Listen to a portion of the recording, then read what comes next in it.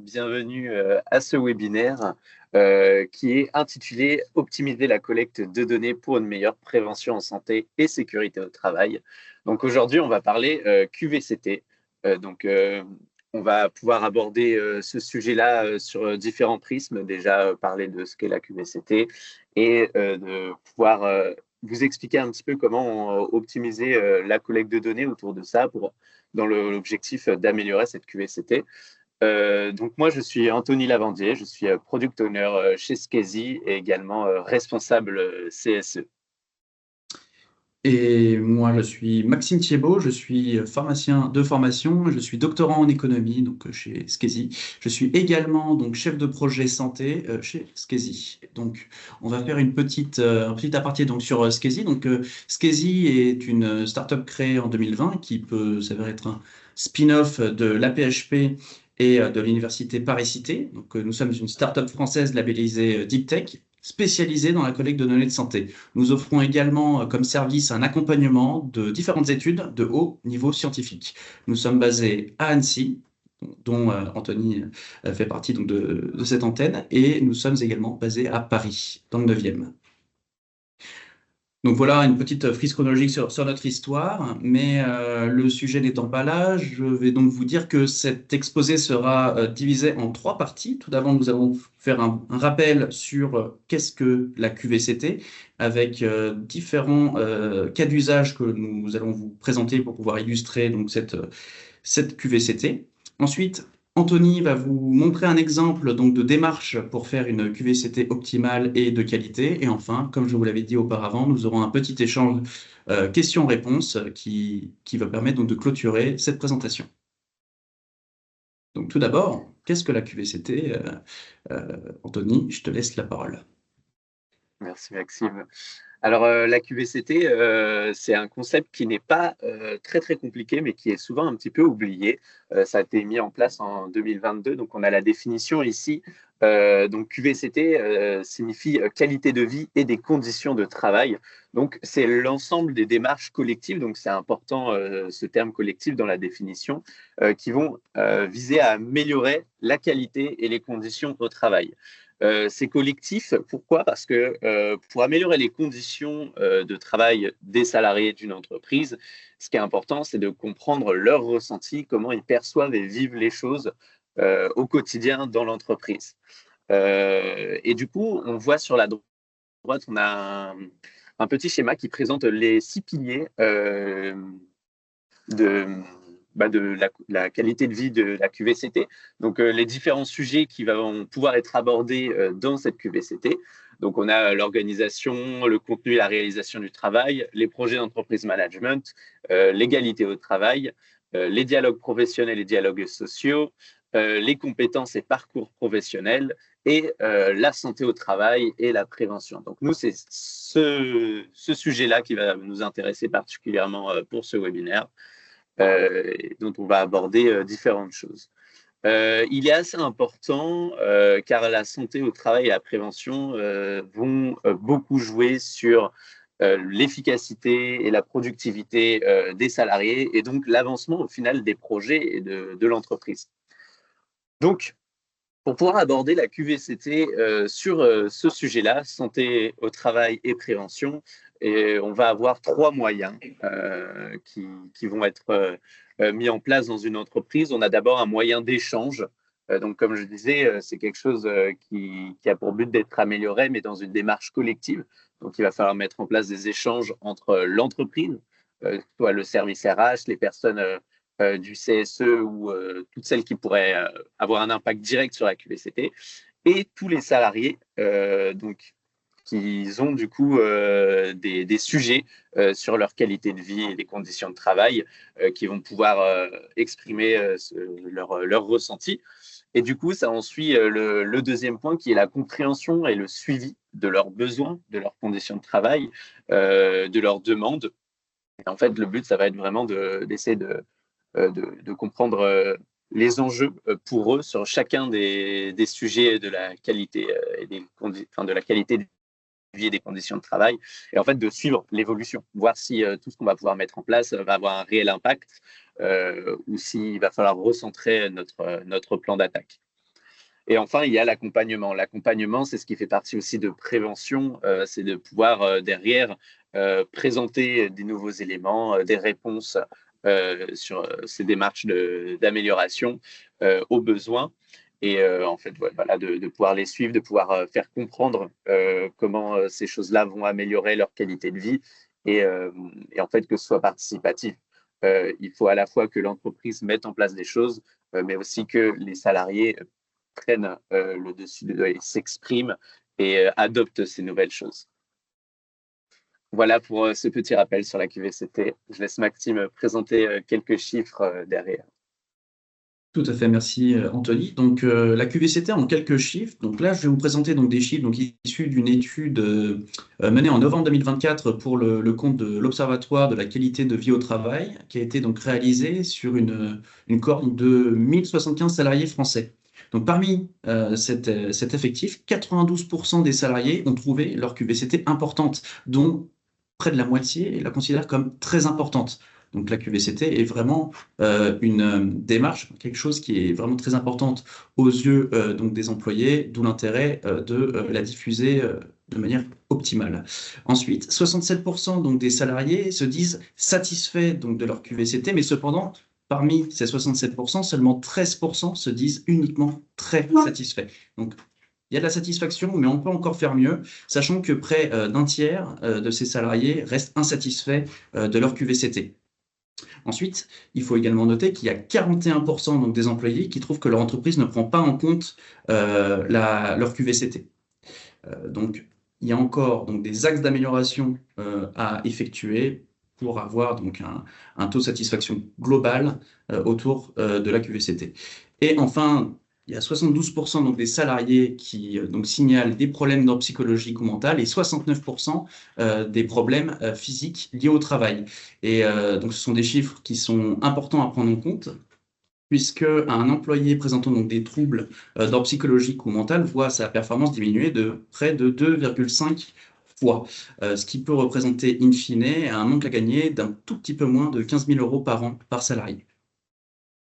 Donc, comme je vous l'ai dit auparavant, je vais vous présenter donc 3 cas d'usage qui sont assez parlants et qui ont adopté une double perspective, celle de l'industrie, côté industrie pharmaceutique, mais qui peut également être extrapolée à d'autres types d'industries, et la perspective hôpital. Donc, côté industrie, les gestes répétitifs sur les sites de production, ainsi que la position debout prolongée, le port de charges lourdes ou encore les postures contraignantes, qui peuvent également se retrouver à l'hôpital avec en plus la manipulation de patients, sont des situations donc un risque qui peuvent conduire à des problèmes de santé comme un manque de confort, des douleurs dorsales et lombaires, mais également fatigue musculaire et douleurs articulaires ou les troubles musculo-squelettiques. Donc la QVCT permet d'identifier donc ces risques, les besoins et du coup proposer des réponses comme côté industrie, des postes ajustables, des sièges ergonomiques, des outils d'assistance ou encore donc, des formations à la manutention ou côté hôpital, on aura la mise à disposition donc, de lève-malade, de lits réglables, mais également certaines formations pour optimiser donc, cette ergonomie. Donc la QVCT va contribuer à la diminution donc, des risques physiques, mais également à la valorisation de la santé au travail. Le cas numéro 2, on est plus sur l'optimisation des plannings et des temps de repos, puisque sur les sites de production au niveau industriel, il y a donc des horaires décalés entre les différentes équipes. Et à l'hôpital, on est sur des plannings surchargés, des remplacements, voire même encore des gardes imprévus. Et donc ces situations peuvent entraîner donc des risques comme une fatigue mentale, incluant notamment le stress, les burn-out, mais également donc, des syndromes anxio-dépressifs et autres, des fatigues physiques comme des douleurs, des blessures, et derrière, des erreurs de manipulation, de fabrication ou même de pratique au niveau hospitalier. Donc la QVCT identifiant donc ses besoins et ses risques permet notamment de proposer des réponses comme des rotations douces pour les équipes de production, des repos anticipés, un meilleur équilibre professionnel et privé et également l'instauration de planning participatif, de logiciels de gestion des horaires plus souples. Ainsi, la QVCT contribue à une meilleure gestion du temps et à une prévention de l'épuisement professionnel. Enfin, le dernier cas d'usage, donc, qui est sur la prévention des risques psychosociaux, côté industriel comme à l'hôpital, on a de fortes exigences de conformité, des objectifs de production, ainsi qu'un rythme de travail intense, des horaires surchargés, comme on l'a précédemment dit dans le cas d'usage précédent.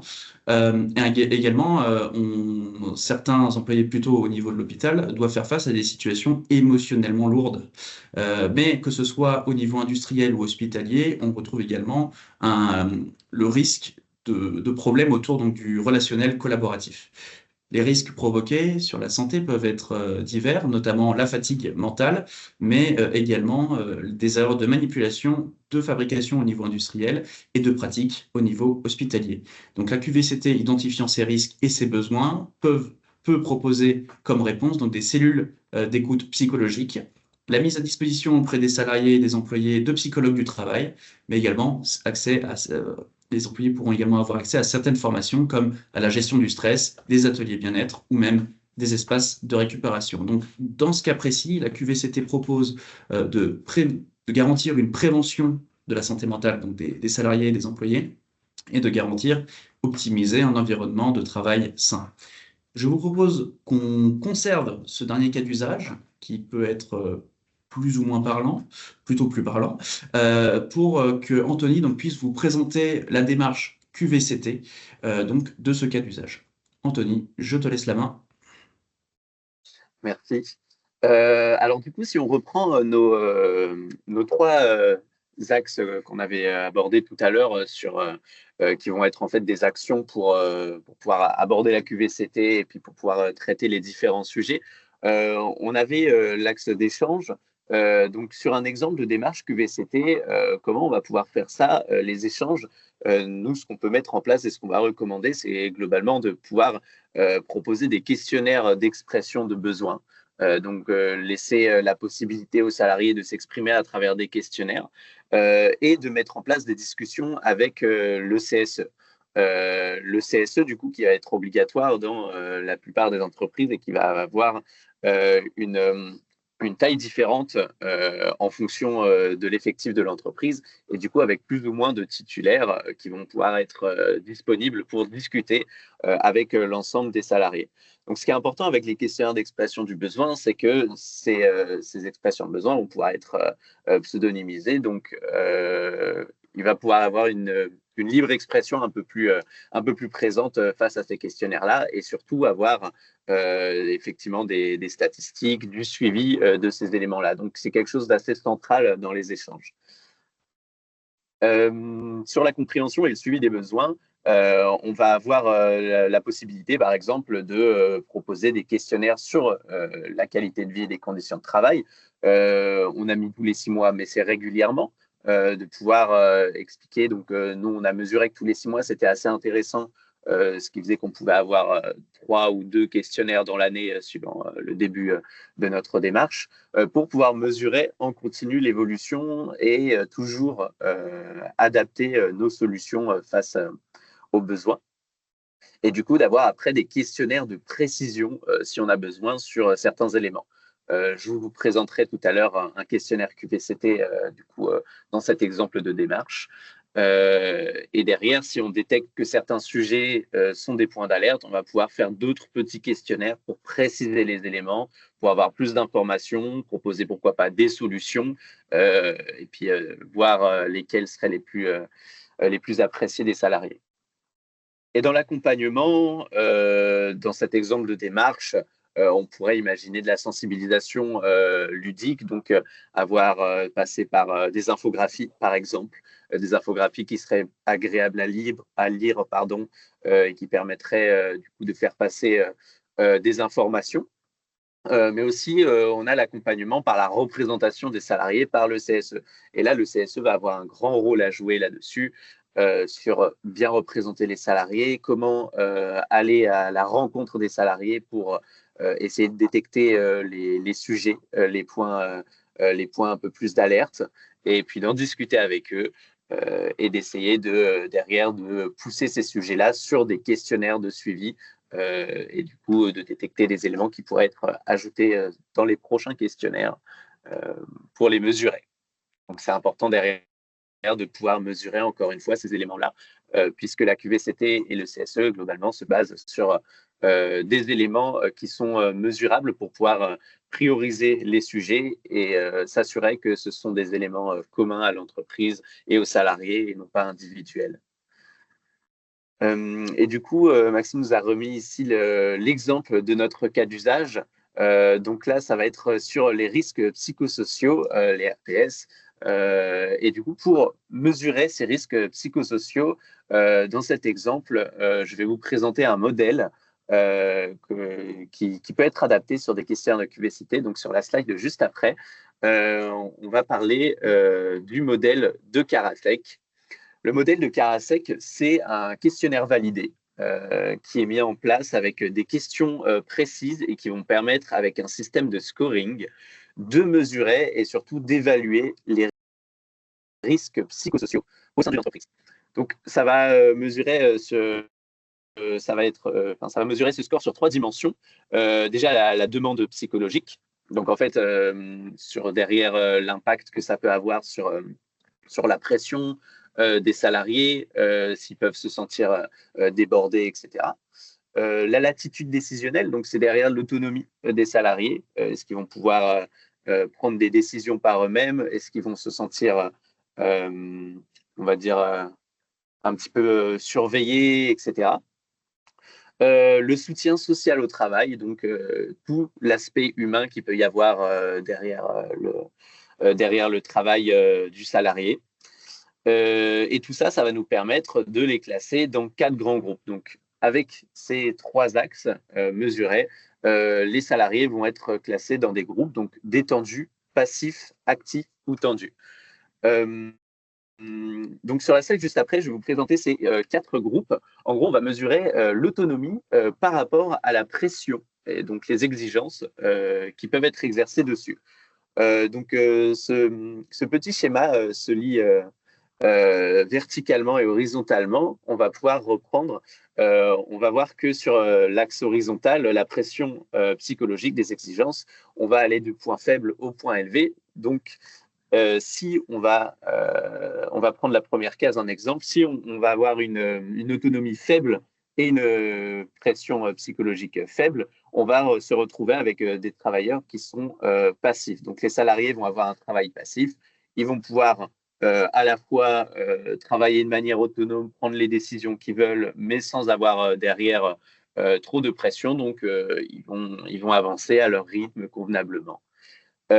Si derrière, on augmente un petit peu l'autonomie, ils vont être détendus. Donc là, ils vont pouvoir vraiment travailler comme ils veulent. Et du coup, forcément, ça va arriver à un niveau de détente où il n'y aura aucune pression, aucune exigence. Si on augmente derrière la pression, on va arriver sur un groupe de travail actif. Donc là, c'est le groupe qu'on vise finalement. C'est là où on va pouvoir créer de la motivation, de l'apprentissage actif et un sentiment de maîtrise. Donc des salariés qui vont avoir une pression psychologique qui sera élevée, mais une grosse autonomie, on va leur mettre en fait des responsabilités en leur donnant des deadlines, une façon de pouvoir avancer convenablement dans leur travail. Et du coup, ça va les motiver à se challenger et avancer au quotidien.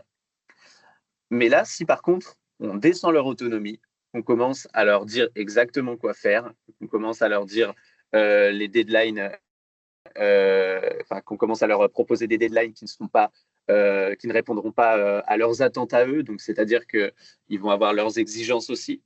Et ben on va commencer à avoir des salariés qui seront casés sur une catégorie travail tendu. Et là, on va avoir des risques de stress et de maladie. Donc, sur ce modèle Karasek, je vais vous présenter comment le mettre en place avec Skezia. Donc, Skezia, qui est notre solution de collecte de données et de suivi de participants. Pourquoi Skezia? Puisque Skezia va permettre de faire 3 choses. Déjà, de pouvoir collecter de façon pseudonymisée des ressentis pour garantir la libre expression dont je vous parlais tout à l'heure.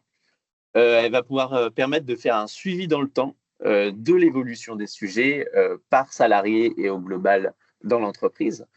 Et enfin, d'identifier les sujets à améliorer, puisque grâce à tout ça, on va pouvoir avoir des rapports chiffrés des ressentis des salariés sur les différents axes d'amélioration. Donc, pour cet exemple, je vais vous envoyer en parallèle dans le chat le lien de notre plateforme de démonstration. Donc, on a préparé. Alors, je l'ai préparé sur Skezia directement, sur ce projet démonstration. Mais vous pouvez, si vous avez déjà un compte, vous connecter ou vous en créer un pour y accéder. Je vais vous le présenter, moi, directement en même temps.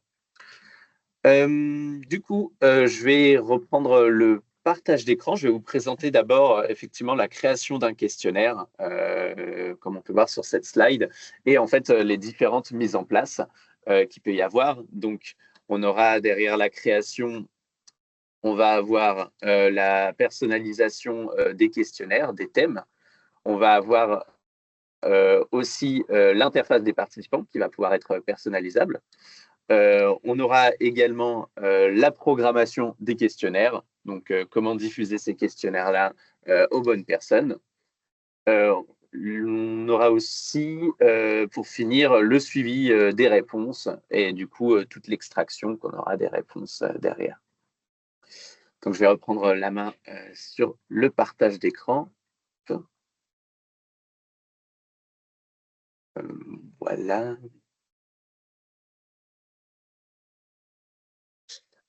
Parfait. Donc, la plateforme que je vous ai envoyée, qui est celle-ci, je vais vous présenter comment la mettre en place pour nos salariés et comment mettre ces questionnaires en ligne, les diffuser et pour pouvoir mesurer finalement la qualité de vie et les conditions de travail de l'entreprise.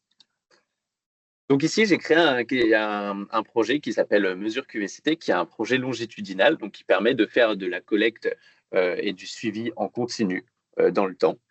Dessus, j'ai créé plusieurs questionnaires pour cet exemple. J'en ai créé 4. Un premier qui est répété, qui est notre questionnaire QVCT basé sur le modèle Karasek dont je vous ai parlé, qui va être présenté dans cet exemple à M1, donc au premier mois, 6 mois après et 12 mois après. Ce qui fait qu'on va en couvrir 3 dans l'année pour mesurer les évolutions. Et enfin, j'ai créé un questionnaire de confort, donc sur le matériel et le confort global des salariés sur leur lieu de travail, qui va permettre de mesurer plus en détail cet aspect-là. Donc, sur un questionnaire, la création de questionnaire, alors sur Skezia, c'est assez simple. On va avoir toute une barre de types de questions disponibles, une barre d'outils qu'on va pouvoir glisser, déposer où on veut sur notre questionnaire. Et en fin de compte, présenter tout ça. Alors, je vais cacher ça, voilà. Comme on veut sur l'interface pour pouvoir en fait construire notre questionnaire. Ce qui va être intéressant sur cet exemple-là, c'est qu'on va pouvoir reproduire, en modifiant l'apparence de façon personnalisée, des modèles de questionnaires comme le modèle Karasek et du coup des questionnaires validés. Donc ici, voilà, j'ai créé. Alors, je ne l'ai pas repris entièrement parce qu'il est assez long. J'ai mis que 12 questions. Donc, l'idée, c'est que derrière, on puisse avoir nos différentes questions comme ceci, personnaliser derrière leur nom, les choix de réponses qui vont être possibles et en fait, toute l'apparence qu'on aura du questionnaire. Donc voilà, je l'ai créé comme ça et dupliqué. On a la possibilité après d'avoir des calculs de score directement intégrés. Une fois qu'on a nos questionnaires, donc qu'on a qu'on a rédigé toutes nos questions dessus, il va falloir qu'on les diffuse. Donc pour ça, on va pouvoir créer des cibles et des campagnes. Les cibles, en fait, ça va nous permettre de sélectionner à qui est-ce qu'on va partager notre questionnaire. Donc ici, j'en ai 2. J'ai une cible pour tous les participants et une cible, je reviendrai dessus tout à l'heure, pour ceux qui ont terminé le premier questionnaire M1. Et enfin, je vais avoir des campagnes qui vont nous permettre d'envoyer ces éléments-là. Par exemple, ma première campagne qui va être l'envoi du premier questionnaire Karasek. Je vais avoir 2 choses à définir dessus. Tout d'abord, la cible, donc qu'on a pu créer. Je vais pouvoir l'importer ici. Et enfin, l'action. L'action, ça peut être l'envoi d'un questionnaire, d'une newsletter, d'un mail, etc. Ici, dans cet exemple, mon action, c'est l'envoi de mon premier questionnaire. Donc là, j'ai sélectionné, c'était à tous les participants, je leur envoyais le questionnaire M1.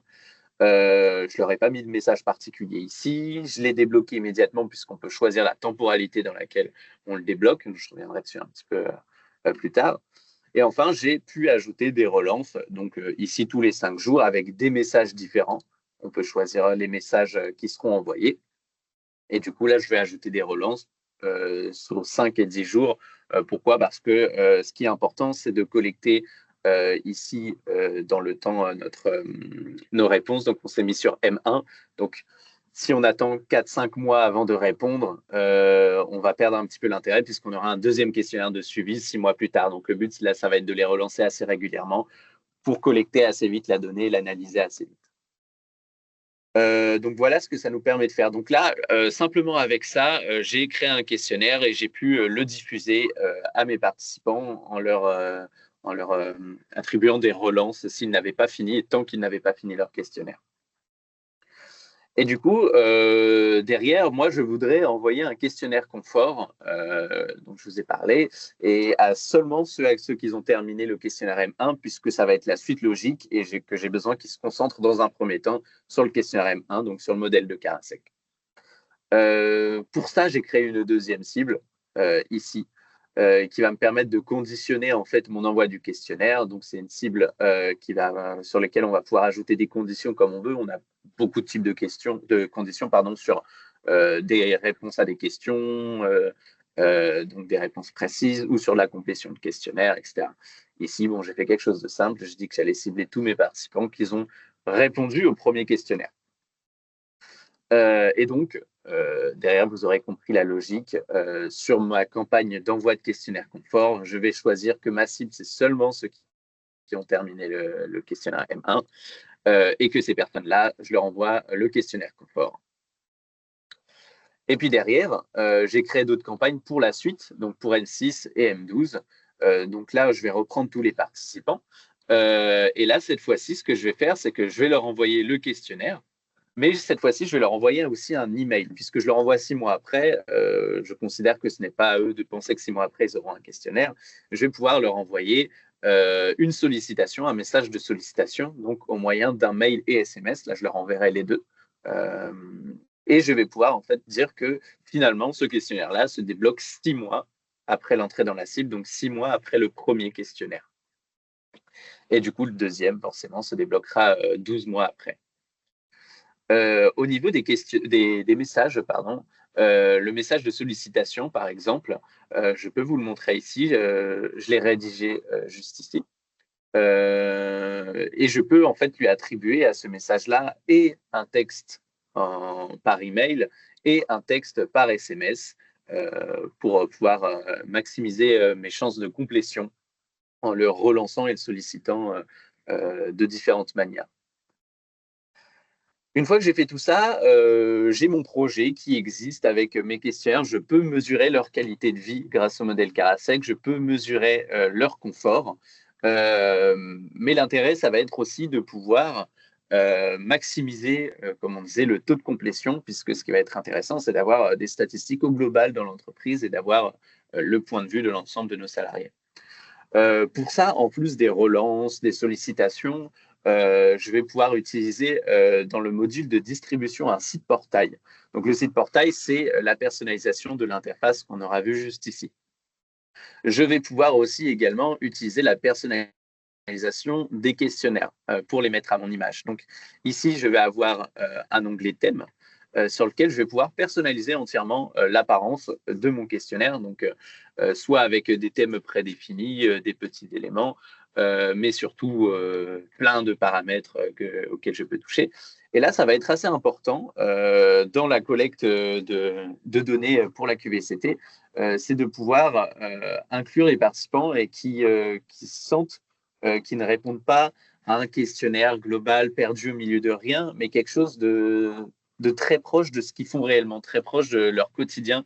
Et du coup, en personnalisant l'apparence pour mettre aux couleurs de l'entreprise, avec des choses qu'ils ont l'habitude de voir, on va créer une sensation de proximité avec le participant, avec les salariés, et ils vont vraiment avoir l'impression de répondre à un questionnaire qui est vraiment associé à l'entreprise et du coup aux conditions de travail de l'entreprise et pas quelque chose lambda qu'ils pourraient retrouver n'importe où.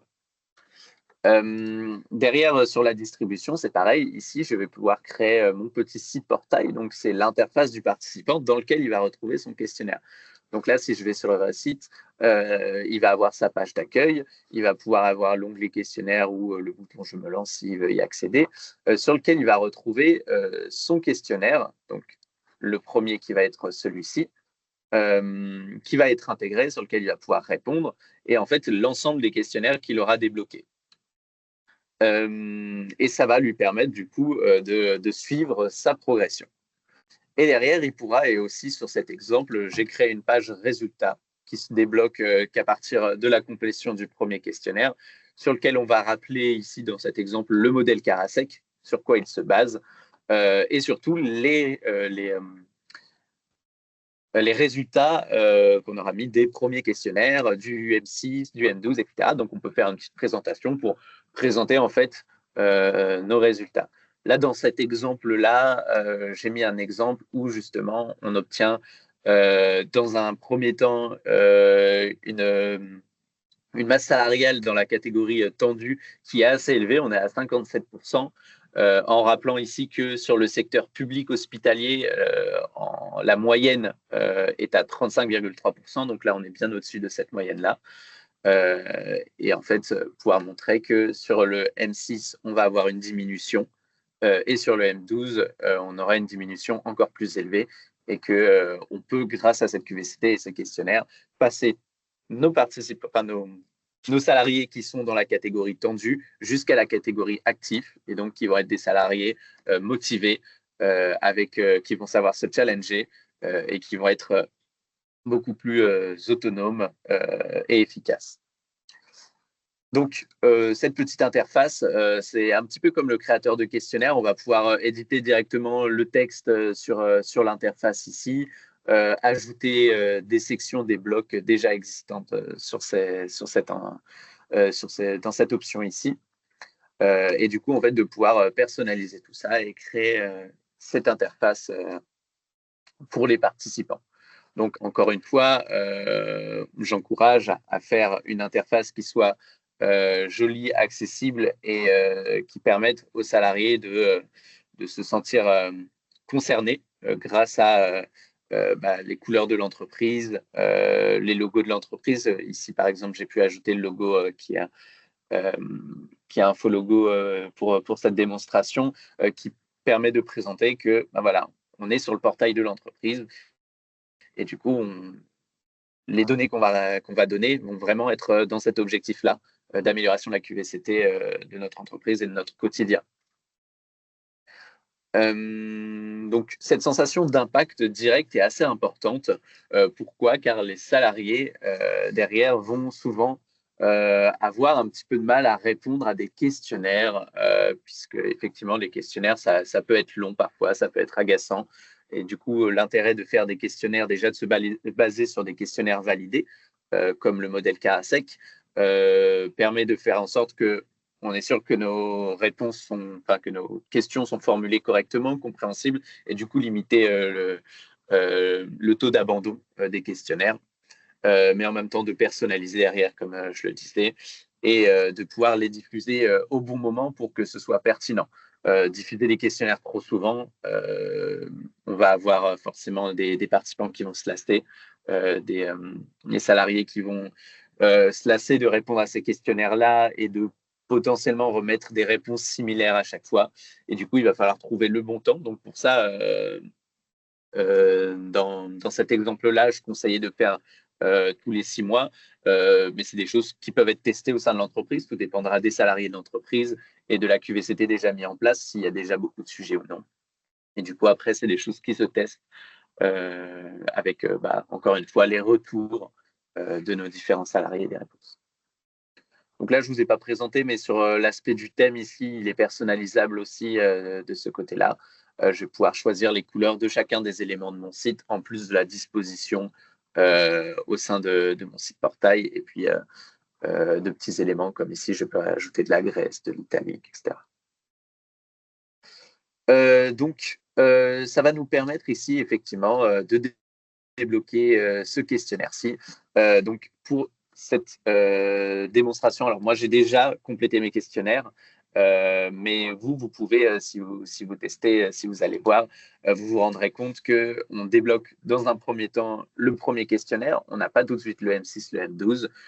Une fois qu'on aura terminé le premier questionnaire, on débloquera le questionnaire confort, qui va nous permettre effectivement de répondre à des questions ici dans cet exemple sur le confort des locaux, sur la propreté et la qualité de l'équipement, donc avec des petits smileys. Et du coup, ça va se débloquer vraiment au fur et à mesure pour les accompagner dans leur parcours et justement, encore une fois, éviter de se lasser, de se sentir submergé parce qu'il va y avoir 4 questionnaires d'un coup, etc. Une fois qu'on a collecté tout ça, qu'on a obtenu nos données, ce qui va être important, c'est de pouvoir les suivre et de pouvoir obtenir des réponses, de pouvoir analyser ces réponses et obtenir les axes d'amélioration de notre QVCT. Donc pour ça, on a plusieurs façons de faire. Déjà, on a le module participant ici. Donc, comme je vous avais expliqué, moi ici, j'ai créé un projet qui était pseudonymisé, donc je ne sais pas quel ID correspond à quel participant. Tout ce que je peux savoir, c'est sur un participant, sa complétion, est-ce qu'il a terminé ses questionnaires ou non. Donc là, je vais prendre un exemple de quelqu'un, d'un de mes comptes. Est-ce qu'on en a un qui les a avancés tous? Ah oui, sur celui-ci en unité. Voilà. Donc ici, par exemple, je vais pouvoir voir que ces questionnaires ont été complétés et surtout, en fait, je vais pouvoir accéder aux réponses et en fait voir la progression derrière. Je pourrais même exporter les réponses de ce participant-là spécifiquement, sans savoir qui c'est, encore une fois, derrière. Donc, c'est aussi important dans les questionnaires de formuler de sorte à ce qu'on ne puisse pas reconnaître les participants et les identifier. Donc, en ne posant pas de questions trop directes, trop spécifiques sur leur situation à eux. Et si on veut que ce soit le cas, dans ce cas-là, après, c'est des questions éthiques de ne pas chercher à analyser du coup les réponses une par une, donc par participant, mais de rester au global. Et pour rester au global, du coup, on va avoir ce deuxième module réponse sur lequel je vais retrouver chacun de mes questionnaires et les réponses de mes questionnaires. Donc, si je vais voir le premier, par exemple, je vais pouvoir voir l'ensemble des questions qui ont été posées dedans. Et je vais pouvoir, du coup, retrouver les réponses ici en naviguant sous forme de graphique. Donc, je vais pouvoir choisir un petit peu mon type de graphique. Là, par exemple, je vais le mettre en format tarte, donc en format camembert. Et du coup, je vais pouvoir avoir un graphique assez rapide que je pourrais télécharger si je veux pour pouvoir voir finalement le positionnement de mes salariés par rapport à ça. Je peux changer de questionnaire et voir que si je reprends le même, au fur et à mesure, eh ben, peut-être que j'ai une évolution. Si derrière mes actions ont été mises en place en fonction de ça, voilà, là j'ai une évolution dans cet exemple sur la satisfaction des salariés sur cet axe-là. Donc, je peux également, une fois que j'ai fait ça, exporter toutes mes données pour les analyser ou bien générer un rapport Word qui va me représenter directement tout mon questionnaire avec mes différents graphiques et du coup, en fait, pouvoir comparer mes rapports et comparer dans le temps l'évolution. Et ça, c'est hyper important de comparer l'évolution puisque ça va vraiment nous permettre de mesurer nos actions. On peut derrière voir que sur un questionnaire, à un instant T, on a des problèmes. Donc, par exemple, ici, c'est dans mon travail, je dois apprendre de nouvelles choses. Là, on voit que la plupart des personnes ne sont pas d'accord. Donc, il va y avoir potentiellement une situation de stagnation où les salariés ne vont pas se sentir valorisés, ne vont pas se sentir montés en compétences et du coup, créer une sensation d'ennui chez eux au quotidien. Et du coup, on va chercher à mettre en place des éléments, mettre en place des choses. Donc, ça pourrait être des formations Ça pourrait être des nouveaux sujets à déléguer, à donner en responsabilité à différents salariés, etc. Et derrière, de mesurer si ces actions ont eu un réel impact.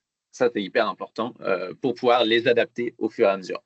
La QVCT, ce n'est pas une action qu'on va mettre à un instant T qui va permettre d'améliorer un petit peu. C'est de l'amélioration continue, puisque ça va changer. En fonction des actions aujourd'hui, on va peut-être améliorer la qualité de vie, mais on sait aujourd'hui que dans 5 ans, les salariés ne demanderont peut-être pas les mêmes choses. On l'a bien vu avec le télétravail après le Covid, qui n'était pas réellement un sujet. Une fois qu'on a eu les pandémies, les confinements, le télétravail est devenu un indispensable pour beaucoup de salariés et presque un critère de sélection d'entreprise quand ils recherchent une entreprise où postuler. Est-ce que le télétravail peut être autorisé en temps partiel, à temps plein, etc. Donc, ces exigences changent dans le temps, donc c'est important de les mesurer dans le temps et de toujours mesurer l'efficacité finalement de nos actions. Voilà pour cette partie. Donc là, sur cette démonstration, du coup, je vous ai présenté, pour récapituler, un modèle Karasek sur un questionnaire qui va permettre de mesurer les risques psychosociaux qu'il peut y avoir afin d'éviter toute maladie, le stress, etc. Comment le mettre en place, le diffuser et créer cette petite plateforme qui va permettre aux participants de répondre à ces questionnaires et de suivre finalement dans le temps leurs évolutions. Et puis après, derrière, l'important, c'est effectivement de mettre en place des solutions. Ça dépendra des problèmes évoqués de l'entreprise et des salariés. Donc, quand les salariés changent aussi, on peut avoir des nouveaux salariés avec des nouveaux besoins, des exigences différentes. Donc là, ce sera un petit peu plus compliqué de donner des exemples ici. Mais voilà, pour apprendre des nouvelles choses, il peut y avoir pas mal de choses sur les formations. Et puis après, les sujets qui reviennent le plus souvent, il va y avoir effectivement cette partie-là, donc apprendre des nouvelles choses. Sur les questions qui sont demandées, c'est souvent sur les tâches répétitives aussi, sur la vitesse de travail, est-ce qu'on demande aux salariés de travailler vite, donc qui va être cette question-ci, et le travail intense. Ça va être globalement, dans la plupart des entreprises, les gros sujets qui vont être posés. Donc, on parle souvent des salariés qui sont débordés, qui vont créer qui vont créer des risques du coup dus au stress derrière. Donc, ça peut être du burn-out, ça peut être de la dépression, etc. Voilà pour cette partie. Je vais te redonner la main, du coup, Maxime, sur le partage d'écran.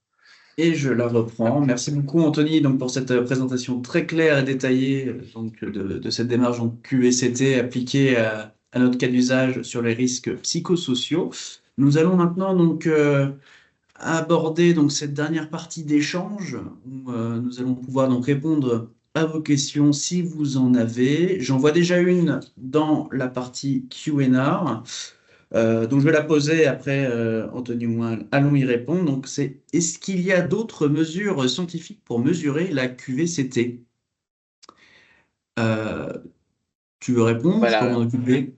La réponse est oui. Effectivement, ici, j'ai présenté le modèle Karasek, puisque sur l'exemple, donc le cas d'usage 3 que Maxime nous a présenté, il rentrait bien dans nos demandes. Mais en réalité, il y en a plusieurs d'autres. Il y a beaucoup d'échelles validées qui existent, donc que ce soit des PRO, qui vont permettre de mesurer l'expérience, l'outcomes, etc. On a beaucoup de choses qui sont mises en place. Nous, on propose d'ailleurs dans Skezia des modèles qui ont déjà été développés et qui peuvent être réutilisés. Est-ce que j'en ai en tête qui me viennent comme ça sur ces modèles-là? On a déjà sur la qualité de vie, également sur l'anxiété. Oui. On a également tout ce qui touche au bien-être de plusieurs dimensions, notamment le bien-être financier, le bien-être relationnel. Il en existe pas mal. Et je crois qu'ils sont déjà implémentés sur la solution, hein. Corrige-moi si je me trompe. Non, c'est bon. Oui, c'est ça. On a, par exemple, là, on était sur le modèle Karasek, mais on a des questionnaires comme le GAD7 qui vont permettre de mesurer aussi la santé mentale, mais qui vont être dans un contexte professionnel, enfin, qui n'est pas dans un contexte professionnel, mais plutôt généraliste. Et on va avoir d'autres éléments comme ça qui vont s'éloigner un petit peu de la santé au travail, puisque ça peut être important aussi de prendre le contexte global des salariés. Là, c'est vrai que c'était quelque chose de vraiment très centré sur le travail et les actions et la qualité vraiment au travail. Mais en fait, on sait qu'aujourd'hui, la qualité de vie du travail va aussi impacter la qualité de vie personnelle et inversement. Donc, on peut mesurer aussi comme ça d'autres personnes. On va avoir aussi certains questionnaires qui vont être comme le HADS, qui vont être très ciblés sur les hôpitaux, par exemple. Donc, on peut en retrouver des très spécifiques à nos situations. Euh, donc voilà, par exemple, celui-ci sur les hôpitaux qui va reprendre beaucoup plus des questions sur les situations réelles et les conditions en hôpital. Très bien. Du coup, en espérant que ça réponde à la question donc, de Monsieur Vassallo, euh, nous allons donc rester encore quelques instants connectés pour voir s'il y a d'autres questions. On a une autre question. Existe-t-il des biais à prendre en compte lors de l'élaboration des questionnaires pour éviter que les réponses soient influencées par des facteurs extérieurs? Il y a plusieurs biais, il y a plusieurs choses, effectivement. Déjà, sur un questionnaire, on sait qu'aujourd'hui, les questionnaires, il faut faire attention à pas mal de choses quand on les met en place. Il y a le sujet, effectivement, qui est abordé, donc le sujet qui est pertinent. Déjà, effectivement, je rebondis sur la question de Monsieur Vassallo. Donc, le bon outil, prendre le bon outil scientifique pour mesurer, donc le bon questionnaire pour mesurer les bonnes questions, que la personne se sente impactée. Mais dans les choses un petit peu plus extérieures à ça, au sujet, on va avoir la longueur du questionnaire. La longueur du questionnaire qui va être assez importante, la façon dont les questions sont formulées. Il va y avoir la temporalité, donc comme je disais tout à l'heure, ne pas surcharger du coup les répondants. Il faut savoir que forcément, répondre à ces questionnaires-là, ça va être important pour leur QVCT, mais c'est des choses qu'ils vont devoir faire en plus de leur travail quotidien, en plus de leur charge de travail qu'ils ont déjà. Donc, si on va avoir des personnes qui ont une mauvaise qualité de vie au travail, des mauvaises conditions parce qu'ils sont surchargés en leur demandant de répondre à un questionnaire avec 100 questions dedans, bon, ils vont peut-être skip la chose, la mettre un petit peu sous le tapis et finalement, on n'aura pas avancé. Donc, d'où aussi le côté sensibilisation. C'est hyper important pour l'entreprise de présenter aux salariés l'intérêt de la QVCT, ce que ça peut leur apporter et pourquoi pas des exemples concrets. Vraiment les convaincre de l'importance que ça a de répondre à ces questionnaires. Très bien. Merci Anthony. Nous avons également une troisième question donc de Monsieur Beg. Est-ce que Skezia propose une banque de questionnaires préexistants utilisables directement? Oui, on en a. Alors, directement, non, c'est pas encore mis en place. Ça, c'est un développement sur lequel on est en train de travailler, qui d'ailleurs ne devrait pas arriver dans trop longtemps. Mais on a déjà des questionnaires préprogrammés et du coup, en passant par le module de support et du coup, toute notre équipe performance et excellence client, on peut justement proposer certains questionnaires donc, qui sont déjà créés. Donc, on a, on a établi la liste des questionnaires qu'on a déjà développés par rapport aux questionnaires validés les plus utilisés. Donc, ceux qu'on propose, c'est justement des outils scientifiques. Ça va être des prompts, des frames, etc. Très clair. Et nous avons également une autre question. Comment faire pour que les équipes répondent aux questionnaires? Donc, Alors, si je comprends bien, c'est quel est le moyen de diffusion de ces questionnaires?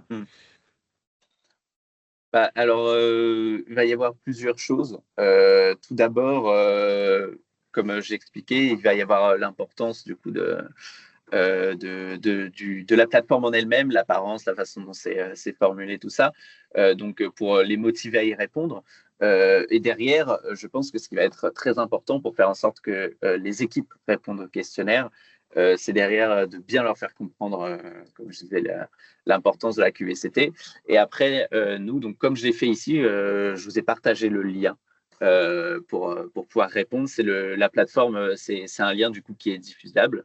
Quand vous présentez la QVCT, vous présentez tout l'intérêt que ça a, ce que vous voulez mettre en place. C'est important derrière de pouvoir leur diffuser ce lien-là sur lequel ils vont pouvoir se rendre et du coup la plateforme sur laquelle ils vont pouvoir répondre à leur questionnaire. Donc, après, pour qu'ils se rendent sur ce lien, c'est aussi un travail de sensibilisation de la QVCT et de l'importance que ça a pour qu'ils puissent se rendre sur ce lien et qu'ils aient aussi la démarche de le faire. Ça, c'est ce que je disais un petit peu tout au début, que dans la définition de la QVCT, on parle d'une démarche collective. Et c'est hyper important que ce soit collectif. C'est dans la définition même de la QVCT. Ça va être et à l'employeur de mettre en place ceci, et aux salariés d'aller faire la démarche, de répondre au questionnaire, etc. HTS avec toutes les certifications qui vont avec, on est apte à collecter ce type de données-là qui vont être des données sensibles et en fait de le faire de façon sécurisée. Et ça, c'est très important. Sur nos hébergements qui vont être en France avec des prestataires made in France, notre objectif est de vraiment avoir un aspect sécurisé là-dessus. Ça, c'est pour l'aspect vraiment collecte et pseudonymisation, puisqu'après, oui, il y a la partie pseudonymisation avec la séparation des données identifiantes et des réponses.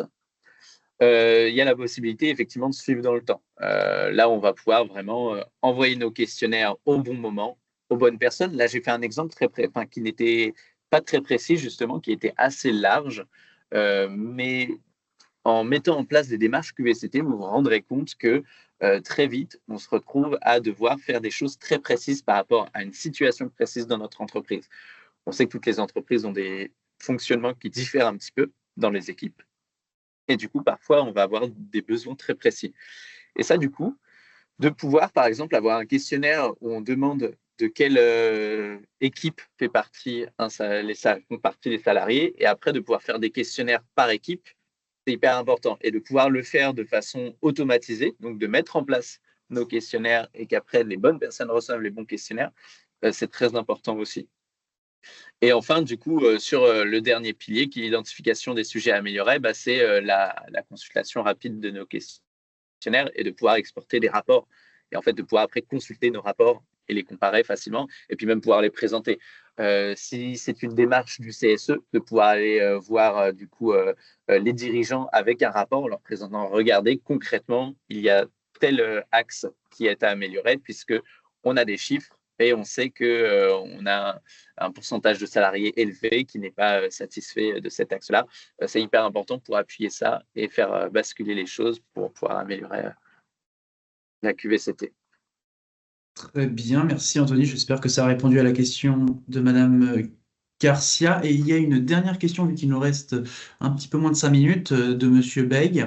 Est-il possible d'inclure des rapports de résultats en temps réel sur le portail afin que chaque répondant puisse comparer ses réponses à celles des autres participants? Alors, sur la démonstration que j'ai faite, j'ai mis des rapports manuels avec des explications manuelles et du coup une petite analyse. À l'heure où je vous parle, c'est en train d'être développé. Vraiment à l'heure où je vous parle. C'est-à-dire que là, il y a très certainement un développeur qui est en train de le faire. C'est en cours. On est en train de créer justement ce module de rapport de positionnement dans le site portail.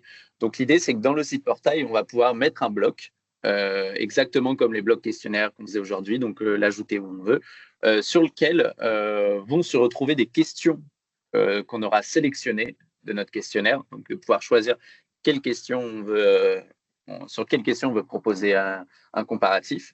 Et du coup, à la fin, que le participant, quand il se rend sur son espace, il puisse retrouver l'ensemble de ses questions, à la fois ce qu'il a répondu, comment il est positionné. Donc, il fera partie des 20% de participants à avoir donné cette réponse-là. Et en même temps, de pouvoir donner des recommandations. Donc là, par exemple, si la personne dit qu'elle a, je ne sais pas, c'était sur le dernier exemple que j'avais, c'était sur l'autonomie, sur l'apprentissage. Voilà. Est-ce que la personne apprend des nouvelles choses durant son travail. On lui dit, vous faites partie des 80% des personnes qui n'avaient pas d'occasion d'apprendre de nouvelles choses. Nous vous conseillons de vous tourner vers votre manager pour en discuter. Nous vous conseillons d'essayer de proposer au CSE de mettre en place des formations, ce genre de choses. Voilà pour cette partie. Très bien.